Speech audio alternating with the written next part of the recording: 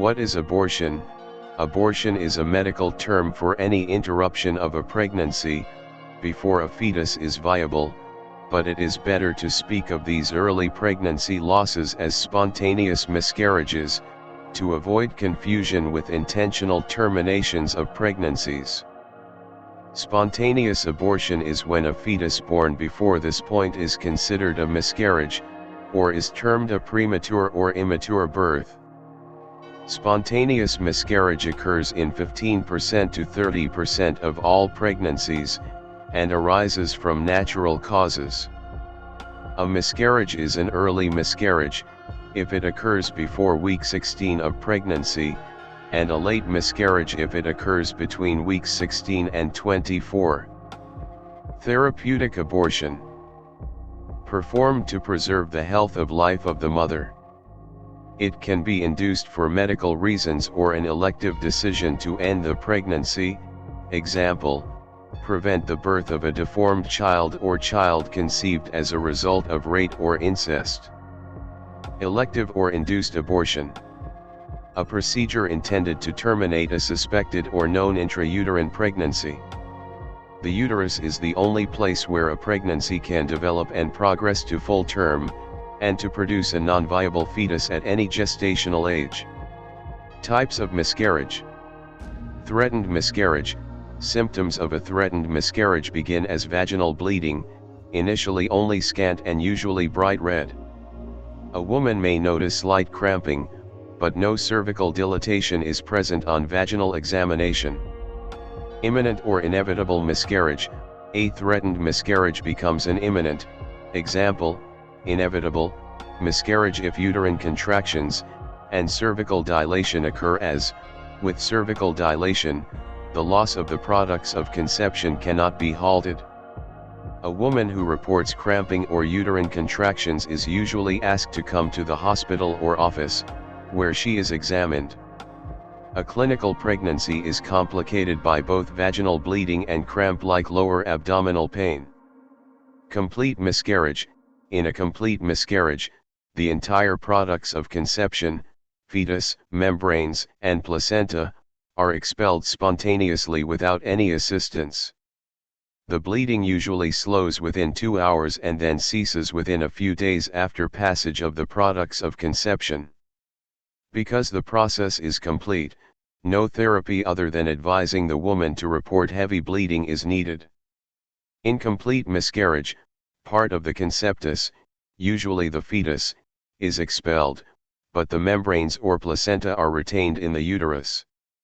The term incomplete can be confusing for women as they may interpret it to mean that, because the miscarriage was incomplete, it means the pregnancy will continue. With an incomplete miscarriage, there is a danger of maternal hemorrhage as long as part of the conceptus is retained in the uterus, because the uterus cannot contract effectively under this condition. Again, be certain the woman knows the pregnancy is already lost, and that these procedures are being done to protect her from hemorrhage and infection, not to end the pregnancy. Missed miscarriage, commonly referred to as early pregnancy failure, the fetus dies in utero but is not expelled.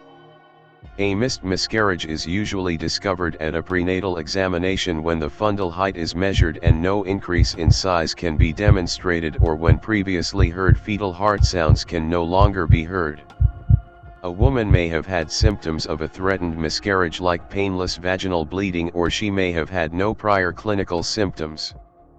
Methods of conducting abortion. Suction, vacuum aspiration abortion. Cervix is stretched to allow passage of a hollow suction tube with the sharp edge openings near its tip into the uterus. Powerful suction force is then applied, allowing the fetus to be ripped apart, then suctioned out of the uterus into a collection container. Dilatation and evacuation abortion, usually done for second trimester abortions, at which point in fetal development the fetal bones become calcified. Salt poisoning abortion, used after 16 weeks, this technique is employed often in third world nations because of its cost effectiveness and ease of administration. A syringe of a concentrated salt solution is injected into the amniotic fluid via a long needle through the mother's abdomen. The fetus then swallows the hypersalted amniotic fluid.